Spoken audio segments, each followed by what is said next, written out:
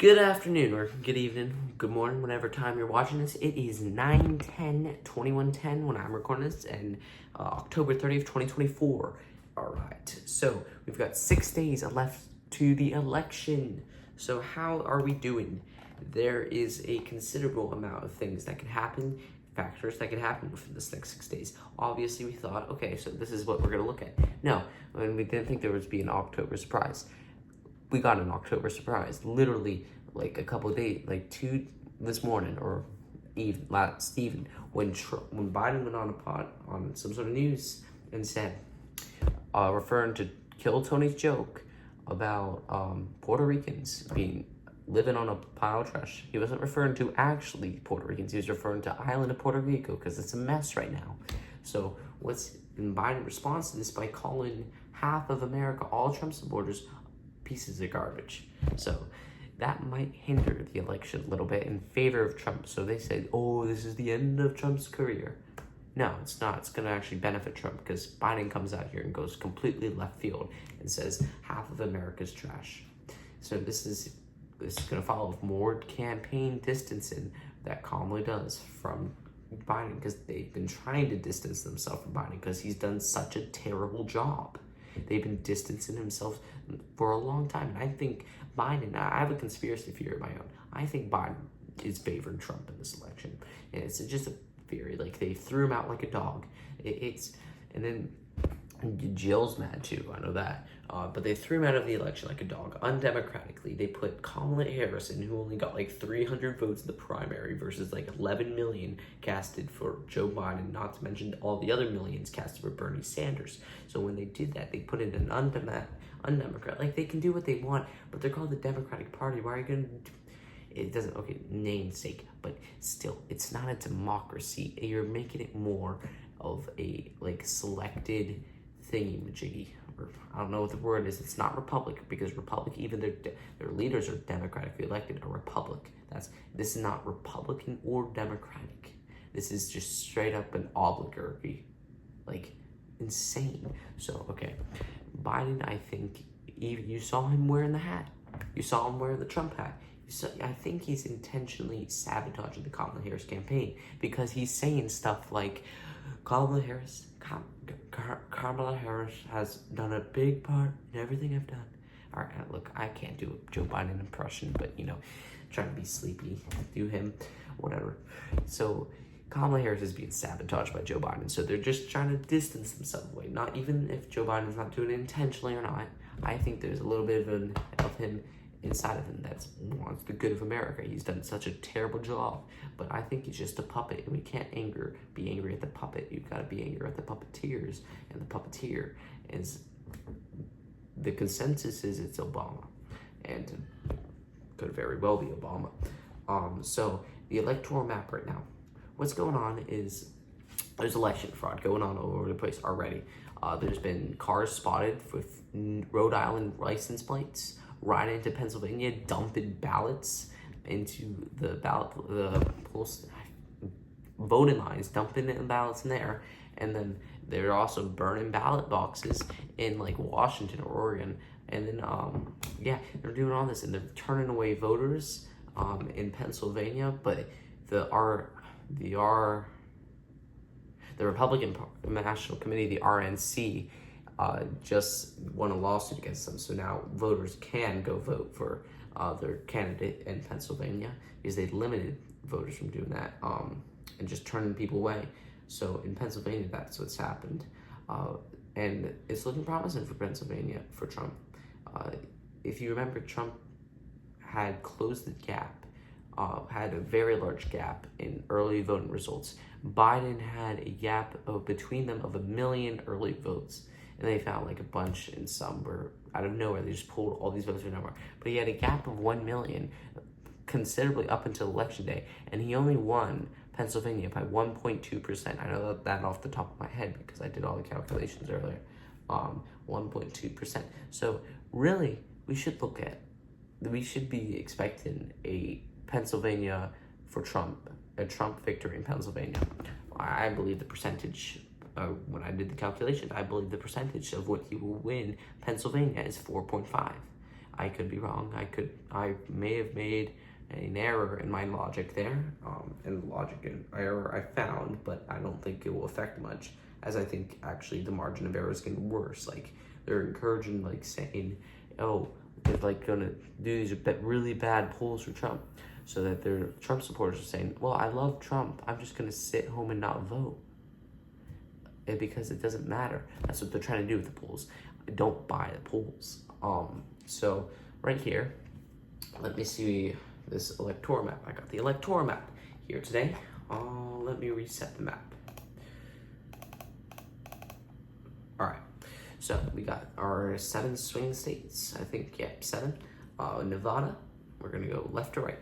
Nevada, the polls are looking promising for Trump, but it's historic. It's usually a blue state, so I'm gonna put it Nevada on blue. So that will give. Why is my thing freezing? My thing's freezing up. It's a bit glitchy today. All right, so that puts Democrats at 232 to 219, but I think Arizona's gonna go red. Arizona's gonna go red. Pennsylvania's gonna go red. North Carolina and Georgia's all gonna go red. This gives Republicans 281. That's what's needed. That's probably gonna win them an election. I think Trump will carry Arizona, Georgia, North Carolina, and Pennsylvania. I think Democrats will carry Nevada, Wisconsin, and Michigan. My thing's freezing. This is so laggy. Holy moly. But I do think there's a good chance that Trump might win Michigan, but I'm playing it safe here, saying that Harris wins Michigan, because the average polling for Michigan and Wisconsin is literally 1 for Harris. And, you know, polls always favor the Democrats more when comparing it to Trump. So really, they might go Trump, but I'm just going to stay safe. But there's also another point of blue states turning red this election season. There were some polls that came out. There was, Polymarket has the odds for Virginia 45-45.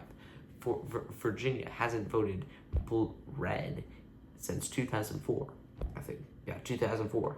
They haven't voted red since 2004. So I'm going to throw Virginia in toss-up just because of this.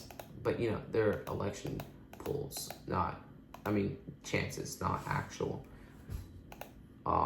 polls. So maybe if I put Virginia in toss-up, now I think Trump might carry Virginia. I don't mean that. I mean, if there was no voter fraud, that they can easily do voter fraud in Virginia, because people will be like, okay, well, that's believable. But for Pennsylvania, that's not believable. But for Virginia, they can do voter fraud without anybody calling suspicion on them. Same with New York. Same with California. These places have a lot of Republicans coming out and supporting them. You saw it at Madison Square Garden. You saw it in that one rally that Trump just held in California. I don't think he's trying to win those states, but I think there's a possibility that he might. But I don't think it's a slim possibility. I don't think he's going to. I think Harris is going to carry those. And deep down, I know Harris is going to carry those. But I do know, I can recognize there's a possibility that he might carry those 2 states. I also recognize the possibility that's 30%. I'm going to say 30% chance, not the 45 that Polymarket is saying, that Trump will carry Virginia. So I'm going to put Virginia on blue. There's also another state that's being brought up, New Hampshire.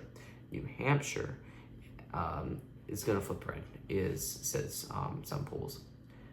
I don't think that. I don't think that's going to happen. I think New Hampshire is a safe blue state.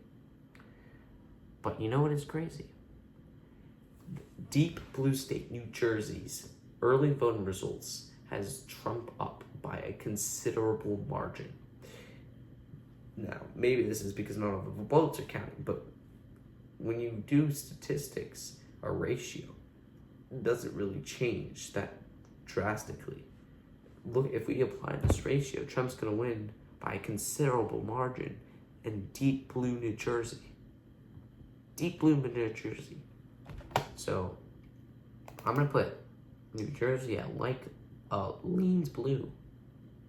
But there's a good possibility that Trump carries New Jersey. Like, this is the best possibility they have of carrying a blue state. New Jersey is their best possibility if they want to flip something, or New Hampshire. Virginia is out there, but we don't know if they're going to or not. Somebody said Illinois. No, we're not going there. I don't think it's gonna go Illinois.